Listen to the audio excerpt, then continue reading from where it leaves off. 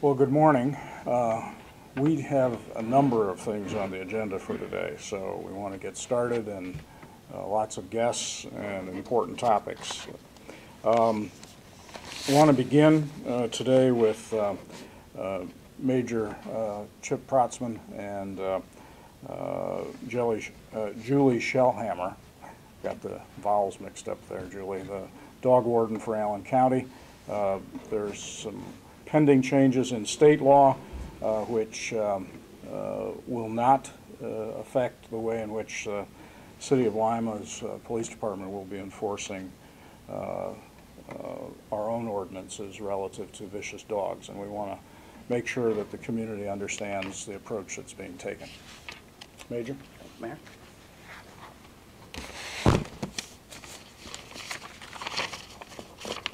Good morning. As the mayor said, just some clarifications on the differences between the new state law that is going to take effect May 22nd and the city ordinance that deals with vicious dogs.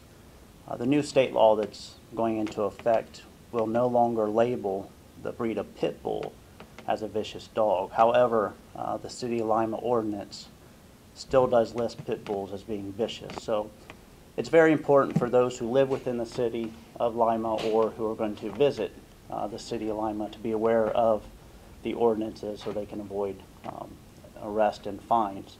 So just to highlight a little bit of what the City of Lima's ordinance says in reference to vicious dogs. It's no person who cares or has in possession a vicious dog within the City of Lima, and please understand that does mean pit bulls, shall not permit the dog to be unconfined on the premises where the dog is located. If they do take the dog off the premises, they have to have it on a leash that is no longer than 6 feet and is muzzled. No person shall walk or run more than one vicious dog at a time. A person who has control of a vicious dog cannot be convicted of a felony or cannot have a felony conviction. Also, no person under the age of 18 cannot have control of a vicious dog. And no person shall attempt to sell, breed, or buy any vicious dog within the city limits. And any person who owns or possesses a dog must have liability insurance for that dog of no less than $100,000. And anybody who removes the dog from the premises must have proof of that insurance on their persons. And anybody who violates any of these ordinances for the City of Lima can be arrested for a minor misdemeanor and can be fined up to $150. And that's for each offense. So if somebody was walking a dog and they did not have a muzzle and they did not have proof of insurance, they can be cited for 2 minor misdemeanors and fined up to $150 for both offenses. If you remember last year, the City Council changed the ordinance to make it a minor misdemeanor so the officers could hand out citations as soon as they witnessed the violation, and that will continue this year. Just as last year, officers will continue to be on the lookout for these violations, and we will have a strict enforcement policy for the city. So if anybody has any questions about the ordinance, they can contact the LPD front desk, and that number is 419-221-5264. Thank you. Warden? Good morning. The state laws that are going to be coming into effect as of the 22nd of this month no longer have breed-specific, so that pit bulls will no longer be a vicious dog by statute. But there are a lot of changes to the state law that people really need to look at closely. Anybody that has a dog that is off the property is now and approaches someone in a menacing fashion or apparent attitude of attack, they've added nuisance dog. So they've added several classifications, and this is one of the new ones. A dangerous dog is going to be, I'll read it right from here, a dog deemed as a dangerous dog because of the following pursuant of Ohio Revised Code 955.11, 1A, and then all the subsections. A dog without provocation and subject to Division A(1)(b) of this section caused injury other than killing or a serious injury to a person. A dog without provocation has killed another dog, or a dog with provocation has a third violation of, and I'm not going to read the codes, it's a dog that has 3 violations of running at large will now be a dangerous dog. A dog that has killed another dog will now be a dangerous dog. And a dog that has bit someone will now be a dangerous dog. So there's no more breed specific, but anybody's dog that may bite someone, you now will have a dangerous dog. Along with the dangerous dog, then another change that they have made, the dog will have a lot of restrictions. Just to name a few, it's going to have to be sterilized, so it has to be spay or neuter. It's going to have a microchip. It's going to have the confinement restrictions, as in the enclosure with the top and lock. It's going to have rabies vaccination. I mean, there's just a whole bunch of things they've added to this law, so you really need to read the entire thing. This is just a very brief summary that I'm giving you. Any vicious dog is one that has caused serious injury to a person or killed a person. And the judge, when this goes to court, the judge more than likely will order the dog to be destroyed. If it's not, everything will apply back to a dangerous dog. So there's a lot of new sections to this new 955 dog law. And like I said, it goes into effect as of the 22nd of this month. We will have a handout for anyone that's interested in the compliance requirements for a dangerous dog. And there's a transfer of ownership that has to be complied with. There's a tag that will be designed specifically for a dangerous dog. It's going to be uniform through the entire state of Ohio, which is a stainless steel tag, and it will say Ohio Dangerous Dog. We'll have a number from 1 to whatever, how many ever tags each county gets, and it will be for the entire state. So 1 through 12,000 or whatever will be for the entire state. Allen County will have a certain lot. Each county will have a certain lot. So anywhere the dog is if you move to another county in the state of Ohio, you will still continue to keep that tag. It has to be renewed every year, and it's a $50 fee. So along with all the other things that you have to comply with, there's a special registration of $50 for that dog. There's several other things, like if you move or if you transfer the dog or if the dog gets loose, certain people have to be notified. The auditor's office, the dog warden's office are the 2 main ones that have to be notified.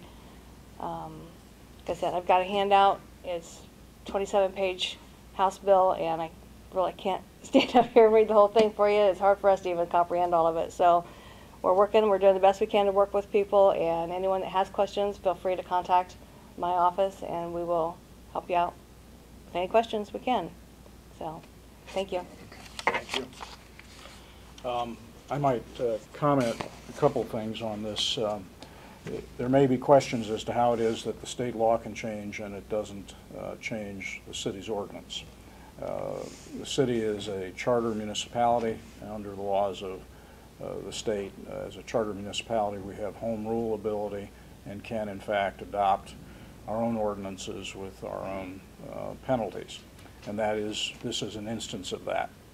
I would also comment, although the major may have more insight into this, our sense is that the level of complaint since the ordinance went into effect has dramatically reduced. Neighborhoods that really were impacted by vicious dogs have seen a dramatic decrease in the number of free-ranging pit bulls and folks walking them improperly. So I think it's had an impact. It's appropriate to continue the enforcement as it has been occurring, and I think it's solved some real concerns that people had in their neighborhoods. So appreciate all those clarifications. And will the law be, I assume it's available, a copy of that's available at the state website. Does the county have it up also? No. We'll have it on our website. So the county will have it up on the website as well for those that are interested. Okay, thank you. This morning as well, Karen Phipps is here from the Lima Sister City Association with an announcement of their upcoming fundraising activity. Karen? Thank you very much. Appreciate the opportunity. For some of you that are not familiar with Lima Sister Cities, it's my pleasure to introduce this organization to you. We have been active for a number of years, but it always is a surprise to so many people that we do have this organization within our community. And this year we have the privilege of sending 17 people to our sister cities, Horimacho, Japan. 8 of them are youth and 9 are adults, varying ages. A nice representation of different schools from the area. All top quality young people, I must say. To help support this project, we are having a friendship walk this Saturday, May 19th at the Heritage Park across from Apollo Reed Road near the shelter house. There's a loop there. It's very walkable. And this is not a marathon. Anyone can walk this. And we would invite you to come and participate and bring some pledges and friends and family. We will be walking from 10 a.m. till noon, and you can walk as many times around the loop as you choose. If you are an avid walker and just love to be out, there's so many other trails. There's not a required path. But we just are going to have a beautiful weekend, and we encourage you to come and support us. I want to thank our special gold sponsors who helped make this scholarship and this walkathon possible. For the people that are interested, please be sure to pick up a media notice that was on the back, one of the chairs back there. We gave out $2,600 scholarships this year total, and that goes towards airfare for these young people. Adults do not get scholarships, only the youth. And the youth apply for these scholarships, and they vary from $100, and one young man got $600 because of all the qualifications that he met and filled out. And I do want to give a special thank you to the following organizations and persons that supported us with the gold sponsors. Alberta Lee, Bowser License, Tim and Tina and Joe Bowser, the Tomall family of dealerships, Superior Federal Credit Union, Gasdorf Tool and Die Machine Incorporated, St. Rita's Medical Center, Husky Lima Refinery, Happy Days, Ron Spencer Real Estate, and Gillis Chiropractic, and they were gold sponsors. We will be traveling from June 6th through the 12th, and we will appreciate all prayers for the safety of going and returning for our young people and adults. We do appreciate the support from the community. And this is a homestay exchange program, and in August then we will be welcoming a group from Japan, and we will be seeking host families. I would like to give you the names of the students traveling and the adults, and then I will stop. Leah Bond from Lima Senior High, Alexis Neely from Bible Believers, Jenny Point from Shawnee High School, Kaylin Noriega from Jennings Local, Ben Phipps from Elida Middle, Elisa DiNardo from Elida High, Andrew Madley from Shawnee High, and Forrest Adams from Ohio Virtual Academy. So you can see we have a variety of schools that are represented. All these young people applied and went through an interview process and filled out scholarship applications. The adults traveling to Japan, myself as a chaperone for the youth. Sandra Liechty will be an adult guide. Carl Liechty, David Adams, Jeff Bucher, who is a teacher at Elida, Alicia Clark, Christine Mack, Matt Neely, and Hannah Rhodes, who is a graduating student from Ohio State. So when you hear about an exchange program coming up in the future, it's open, especially when we take the adults, to adults of all ages. So we welcome you to get interested in Lima Sister Cities in our community. And I want to thank you for the time. Thank you. Thank you. Should be a great trip. They're a very hospitable community, and there literally has been no one that's gone that just hasn't had a really terrific experience. So, thank you. Also this morning, Veronica McLaurine is here from LACCA with an announcement about the Welcome Home Fair. Veronica. May is Community Action Agency Awareness Month, and so for our Community Action Awareness Activity of the Year, we're going to be doing a Welcome Home Fair. We're hosting this at Veterans Memorial Civic Center, and this will be on Thursday, May 24th from 10 until 2 p.m. Now, this activity is basically to educate individuals in Lima on how to become a homeowner and how to maintain homeownership status. It'll be booth style. We'll have foreclosure prevention information there. LACCA's homeownership program, we'll also have that there represented so folks can apply for the program there. Allen Metropolitan Housing will be there talking about their homeownership program and self-sufficiency programs. We'll have LACNIP and the Beanie. He'll be there also. Habitat Restore will be there, and this will be a booth set up to just explain some of the products that they offer there.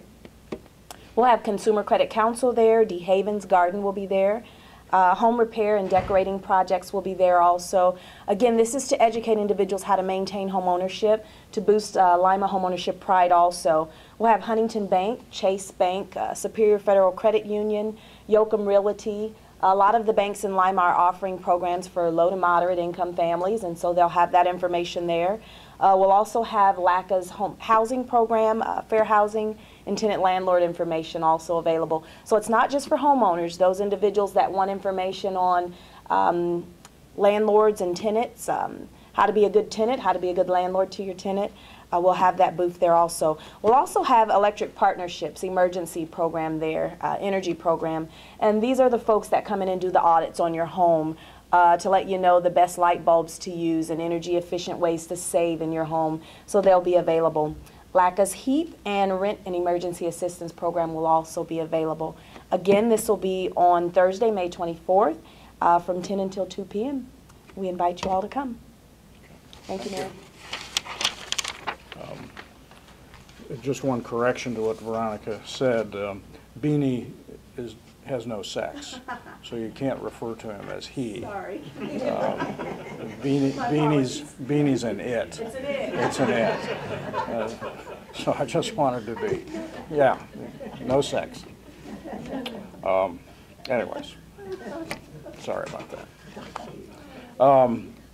Also today, we have representatives of the three professional organizations in the city that provide EMS service, and this is a special week for them, so if we could have representative from LACP, Lima Fire Department, and Medcorps come up. I'd like to present a proclamation regarding their service.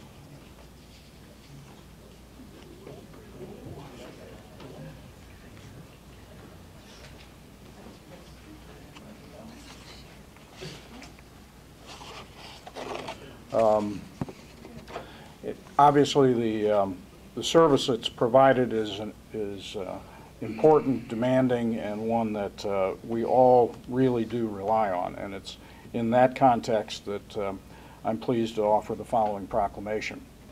Whereas emergency medical services are of vital public interest, and whereas the members of emergency medical service teams are ready to provide life-saving care to those in need 24 hours a day, 7 days a week.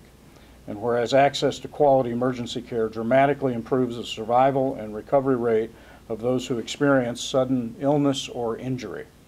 And whereas emergency medical service teams consist of emergency physicians, emergency nurses, medical technicians, paramedics, firefighters, educators, administrators, and others. And whereas the members of emergency medical service teams, whether career or volunteer, engage in thousands of hours of specialized training and continuing education to enhance their life-saving skills. And whereas it is appropriate to recognize the value and accomplishments of the emergency medical service providers. Now therefore, I, David J. Berger, Mayor of the City of Lima, do hereby proclaim the week of May 20th through 26, 2012 as EMS Services Week in our community with the theme EMS More Than a Job, a Calling. And I encourage the Lima community to observe this week with appropriate programs, ceremonies, and activities.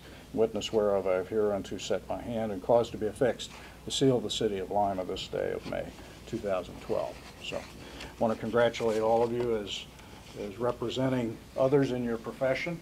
And if any of you have a comment that you'd like to make, you're welcome to do that. You're welcome. Anybody have a speech? Nobody have a speechless? You want to go ahead? I'm Deputy Chief Bruce Black, Lima Fire Department. Just want to remind everybody that the services that we provide, the Medcorps and Lima Allen County Paramedics and Lima Fire Department, are some of the top notch in the state, and that we are the initial line or initial process into the medical system for patients throughout the city of Lima and abroad. So just to remind people that we are out there 24 hours a day, 7 days a week, holidays, weekends, all the time. So Thank you. Well, thank you all, and appreciate your service.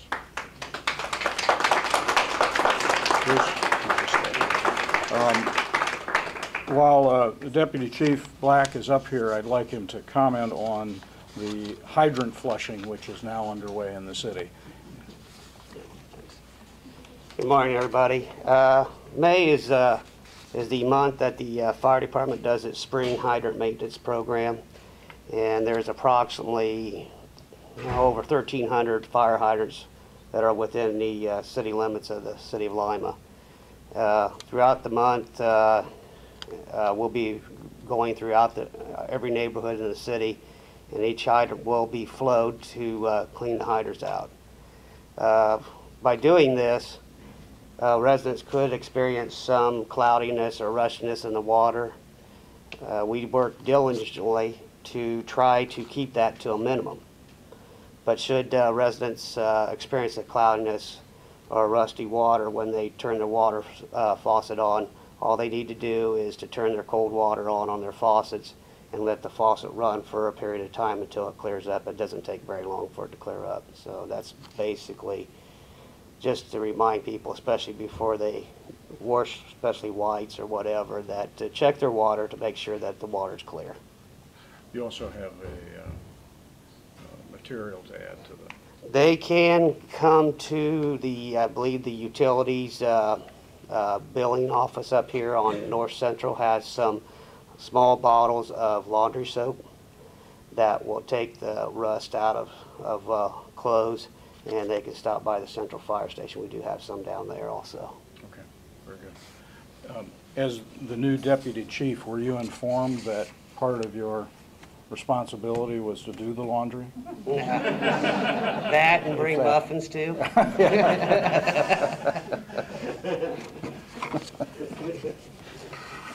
He got to attend his first staff meeting yesterday, and we told him he had to come with muffins and some kind of comfort food for all of us next time. So, also this morning, we have representatives here of the Blue Star Mothers, Marjorie Bryan and Mariana Sherman. Please come up. These ladies are going to do something very unusual that, well, they need to tell you. It's pretty amazing. Marjorie, come up. Well, what we're going to do is what George Bush did on his 80th birthday. We're going to tandem jump out of a perfectly good airplane. Pardon? Well, I hope so, yes. On 11/11/11, our group went to New York City, and while there, we met one of the rangers that took President Bush on his jump. And in the conversation, he said, well, sure, he would take us, and we could tandem jump with them. He said anytime, any place. Well, we didn't hear from him till in January. I contacted him again. March 25th, they came to Lima, and we made arrangements to have this celebration. We have 10 people going to jump. I'm 83. I think everybody in Allen County is going to know my age before this thing's over. Mariana's younger. She's only 82. I have a grandson that's 60 years younger than I, so he's 23. And then we have a wounded warrior. We have several other people. The fellow that runs the Allen County Airport asked what would it take for him to be able to jump, and he's going to jump. It will be at the Allen County Airport on June 23rd, and it starts at 8:30 and ends at 4:30. On the night before, we are going to have meet and greet at the American Legion on South Shore Drive. And the Rangers will be there, and we have our fish fry that night. And we're going to have a raffle. We have raffle tickets for $5 a ticket. Before you leave, everybody get your ticket. And it's going to be, the first prize is a tandem jump. Now, I know some of you say, why would anybody jump out of a perfectly good plane? I've heard that. If you don't want to jump, we have a crisp new $100 bill we'll give you for that ticket. And then we're gathering up a lot of other door prizes. The Civic Center is going to give us a couple tickets for one of their programs that they have there, and you all know those are wonderful. The Symphony Orchestra is giving us a couple tickets for one of their programs, which are wonderful. We have hotels, restaurants, all kinds of other door prizes. So those will be drawn on Friday night, the 22nd. The jump will be drawn on the 20th to give you a chance to get your fares in order if you want to go with us. If you win the jump, you don't want to jump, give it to somebody you love or somebody you don't love. So, here's pictures of some of our Blue Star mothers that went to New York City and the things we're going to do. On Sunday, we're going to have a show at the fairgrounds. They're going to put on an mini air show with smoke and stuff. I don't know what all they do. We have some old planes in an organization that's going to bring in the antique planes that are going to sit around, and you can, walk around and see those. Can't think. It's going to be a wonderful weekend. And let's see, we got Saturday, Sunday. That's it. Friday night. We're going to be busy the whole weekend, and we want you all to be there for everything. Any questions? Mariana, any comments about the opportunity to, have you jumped before? No. It's going to be Everybody my asks us that, too. The one thing that Marge did not mention was that this is a fundraiser that will be benefiting the Blue Star Mothers and the Lima Veterans Food Pantry, which is something that we feel is quite important to everyone here in Lima. And we just hope everybody will support us and that it will make a big weekend of it and everybody will enjoy it. Terrific. Thank you. You have to get something. I hope when I'm 83, I have as much get up and go as both of you have just demonstrated. So we're looking forward to this. Yeah. Also, this morning, Connie Dershem is here from Department of Community Development to give us an update on our citywide pride cleanups. I can't top the jump. I only hope I can make it to 83. Congratulations, though. That sounds like a lot of fun. I just want to update everybody on where we're at with Citywide Pride. We just completed our second weekend. So far, we've collected 16.24 tons of trash, 434 used car tires, 16 cubic yards of brush. So we've been busy. And that's only after 2 weeks. The third weekend is coming up this Saturday on May 19. We'll have 4 sites, one at Superior Credit Union on Allentown Road, one at 4th Street Missionary Baptist Church, 1900 block of Spencerville Road. That's in the Parkview Plaza parking lot. It used to be Parkview Plaza. And the final one at Freshword Temple, 790 West Robb Avenue. So 4 opportunities this weekend. Hours are 9 to 12. Anybody that lives within the city, you can go to any site and bring whatever you don't want to keep. We will skip Memorial Day weekend, and then our final weekend will be June the 2nd. And I'll be back then to give you sites for that weekend. So, thank you. Thank you, Connie. And lastly, this morning, Londell Smith from Bradfield Center with announcements from Bradfield. Good morning. Welcome. All right. Happy Wednesday. And wow. That's amazing. Wait, in observance of Older Americans Month, which happens to fall during the month of May, we just want to remind you we have 2 more activities for our older Americans to participate in. One is coming up on Tuesday, May 22nd, and that is a free senior social luncheon. And the whole idea is to make sure that we give seniors an opportunity to get from in front of the TV, come out, experience, an opportunity to socially interact with your peers in an environment that will help. We will help take you down memory lane. We have music that is conducive to that particular time frame, but we also have an opportunity to chat with you, to ask you the different things that you would like to see Bradfield Community Center do to serve you in this community. So that information that we collect, we will tally, and then we will use it to help develop programming, so that way we make sure that you are included in these positive quality of life experiences. So anyone ages 60 and over, we're only taking the first 50 individuals that call. Lunch will be provided by Springview Manor, and they put on a real nice affair. So again, it's free. If you do need transportation, you can give us a call. We have arrangements already made to come and pick you up, bring you to the center, and then when it's over, we'll take you home. So again, it is free. It's only open to the first 50 individuals that register. Next, we will be offering a senior fitness class, and this class is great because